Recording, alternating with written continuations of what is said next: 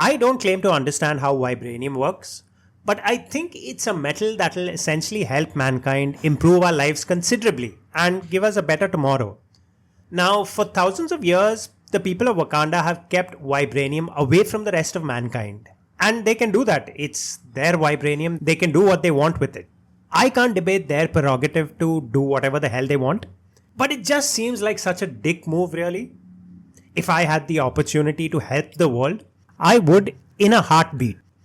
In exchange for a large fortune, of course, but I'd give it up. I'd make sure to help mankind get better.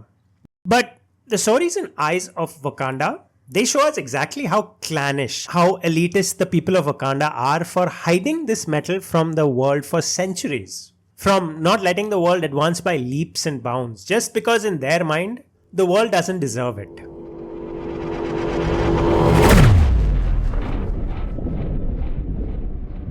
I like Eyes of Wakanda. In spite of that opening where I talked about how flawed the premise of the show is and the complaints that will follow soon, I like the show. I was engaged in the story. I was more often than not entertained. I like the show. The premise of the show is simple. Artifacts from Wakanda have been stolen and now are all across the world. The heroes of Wakanda must go out into the world, search for artifacts and bring them back home. And the 4 episodes, they each tell a story of one hero who does just that, search and retrieve the artifacts. The series animation looks good. It's different. The characters are a bit unusually drawn or generated. I don't know how animation works anymore, but they're not drawn in traditional proportions. So they look odd. Beautiful, but odd. And I liked it. I liked the characters, the way they looked. It's nice to see art that isn't run-of-the-mill.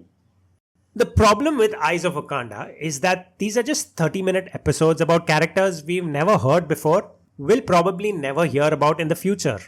Which means we don't get to connect with these characters emotionally. So perhaps a month from now, they'll be forgotten and the series will have amounted to nothing. And since these aren't characters we connect to, Eyes of Wakanda isn't really a series that's going to be remembered fondly. It's a series that'll be forgotten by Marvel fans across the world, and that's a shame really. There's a common thread across the 4 stories of following the same pattern of behavior. The mission is all that's important. It doesn't matter if your humanity is taken away from you. It doesn't matter if the rest of the world suffers because of you. Your mission is important. Your mission comes first. The first story presents this to us without any repercussions of the actions. The second story repeats the pattern in which Memnon fights alongside Achilles at first, but then abandons him, even kills him and then retrieves the artifact, which is a horrible thing to do. Killing your friend because you need to retrieve an artifact, that's horrible.